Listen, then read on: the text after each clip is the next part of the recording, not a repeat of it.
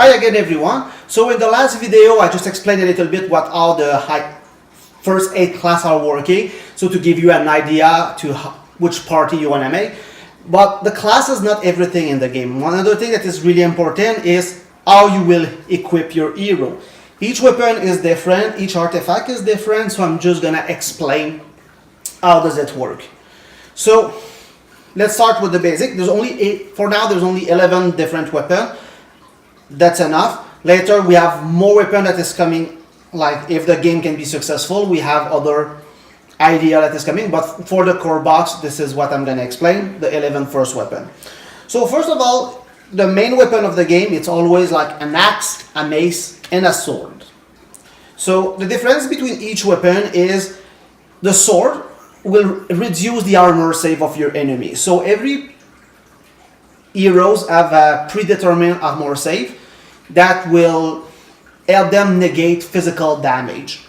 If you choose a sword to fight, then your enemy will remove 1 to their armor save. As an example, the thief wear a leather armor, so the leather armor give a armor save for 5+. So every time you receive an attack, if it was just regular attack, on a 5 and 6 you will ignore any physical damage.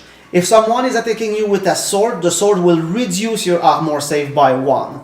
So what does that mean is the thief will get an armor save of 6 instead. The mace do as much damage as the sword, but the difference with the mace, it's the mace you get +1 to crit.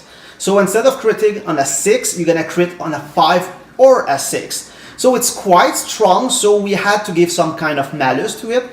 So the mace will hit on, you will have to remove -1 chance to hit on the mace. So technically, when it's working, every time you play the way it works, just the basic, 1 is a miss, 2, 3, 4, 5 is a regular hit, 6 is a crit.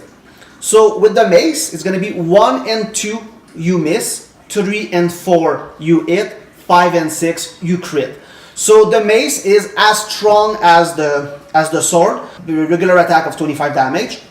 And you have the axe. The axe have nothing special about it. The axe will always give you like a higher damage input, but you don't get any bonus on it. It's just like higher damage. Next one, each weapon have their own version, but the two-handed. So we have a two-handed sword, a two-handed mace, and a two-handed axe. So the difference between both is it gives you a little bit more damage than a one-handed one, but what it gives you, it's a +1 chance to crit. So the large sword will give a little bit more damage, but where it's become really an advantage, it's +1 to crit. So a large sword will crit on a 5 and a 6 instead of just a 6. So it's easier like to do a double damage on it. The large axe, the same thing. What is interesting is the large mace. The large mace, you get again a +2 to crit. So right now you're critting on a 4, a 5, or a 6, but you're gonna miss on a 1 or a 2. So the mace, that's how the mace work. Now we have the dagger. The dagger is the weapon that do one of the weapons that do the less damage in the game. Only a 15 damage, but you get +1 to it and +1 to crit. So it's easier to hit target with a dagger, and also it's easier to get a crit. The main reason for that is there's some class that can do dual well, so you can have one weapon in each hand.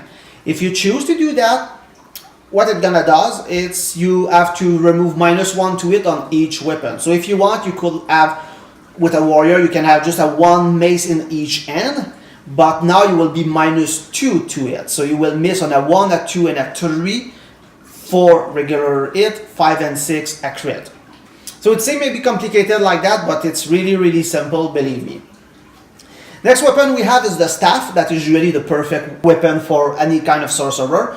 The staff is really low on damage, but what is really interesting with it, it's give you some armor save. So usually like a priest will have no armor save at all, or any people that just wear cloth will have no armor save.